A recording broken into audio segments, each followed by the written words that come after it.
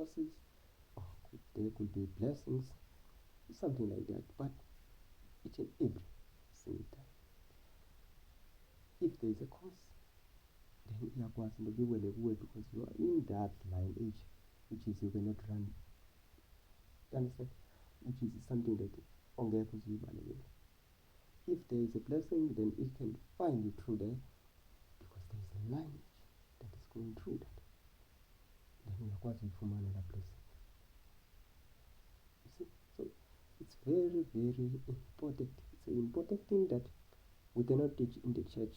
You understand? But we can teach in some lessons after the church.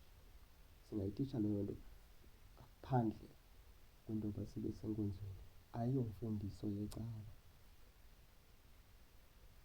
le siyifundisayo namhlanje, kodwa imfundiso kamoya, ukuthi umoya ngaba usebenza kanjani. Omnye uyakumva esithi mna ndamkele uYesu. That is language. Awukwazi ukwamkela uYesu kungekho mntu umileyo that ongakunikeza yena. Lo ukunikeza yena, that is your language ekonektha kuwe, kuze nawe ukonekthe komnye, naye akonekthe komnye, naye akonekthe komnye. The spirit is very siso esithi kuze sikwazi ukusebenza kube khona laa nto kuthiwa kuxhumelelwano. Ayikwazi le nto ukusebenza kungekho kuxhumelelwano. So namhlanje ke ndifuna sithethe ukukhetha kukamoya. Masithethe ke ngokukhetha kukamoya, which is sawuthina iBhayibhile lethu.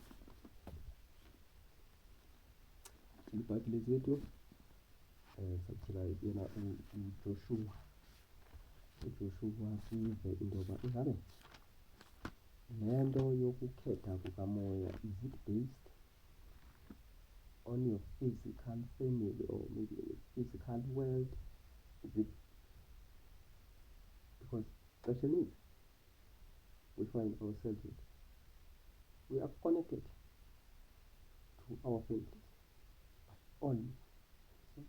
So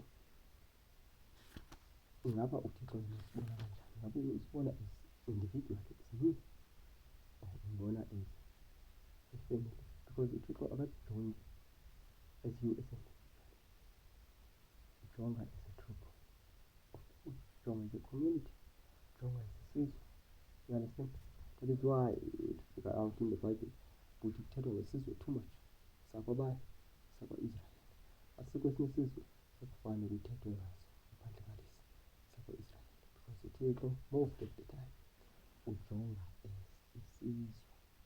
Esizweni ajonge abantu abathile ngokwefemeli zabo, efemelini ajonge umntu othile phakathi kwalaa femeli. Le nto isibiza ngoba lunxibelelwano lukamoya, ukukhetho lukamoya. uThixo angakwazi ukukhetha uba kungekho unxibelelwano lwamoya. I hope uyavakala. Sihambe ke siyofunda uJoshua chapter 7.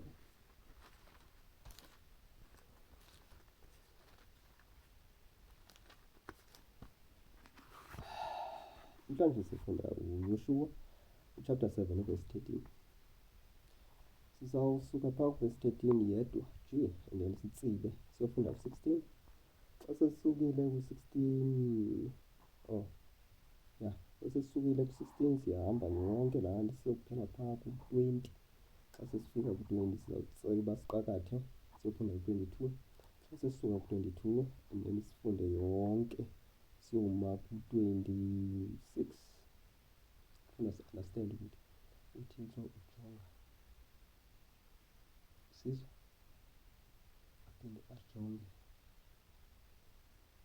ngokwe-families esikwezo sizwe, aphinde inefemeli ajonge ngokwentoba ngubani kuloo femeli, ngoonyana bakabani abo bakuloo femeli, and then ajonge ngokwezindlu phakathi and then ajonge kuwe. It's not everything is about you. Ukuze yonke into ibe kanti iyafikelela kuwe, akubalulekanga into yoba ube kwifama uThixo uzawusuka and then aze kuwe ngqo. Uza kuwe ngqo ngoba kunonxibelelwano oluza kuwe. You cannot miss that. Understand? Siyafunda.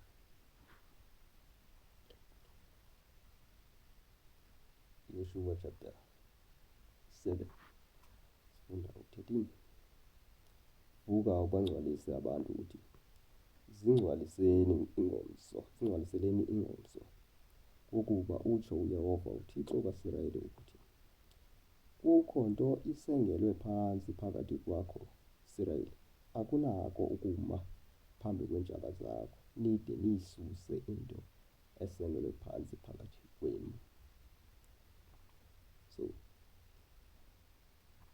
apha uSirayeli wayezawuhamba bheka emfazweni kodwa uThixo uthi no, awukwazi uyolwa xa kukhona into esengelwe phantsi phakathi kwakho. Uyawuthi ukuze ukwazi uqale loo nto isengelwe phantsi isuswe. Emveni kokuba isusiwe, then uyawukwazi into yoba ume phambi kweentshaba zakho. Understand? Then ke masibe phaa siye ku-16. Kuma sifunde 16 uthi wavuka uYoshuwa kusasa ngengomso wawasondeza amaSirayeli ngokwezizwe zawo. Kwacishwa isizwe sakwaYuda, bambelana nawo. Wayisondeza imizalwane yakwaYuda. Kwacishwa umzalwane wakwaZera, bambelana nawo. Wawusondeza umzalwane wakwaZera. Ngokwamadoda awo kwacishwa uZabhedi, bambelana nawo uZabhedi. And then wayisondeza indlu yakhe ngokwamadoda ayo kwacishwa u-Akani, bambelana nawo. Inyana ka-Akeni, inyana kaZebhedi, inyana kaZera waziswa kwesizwe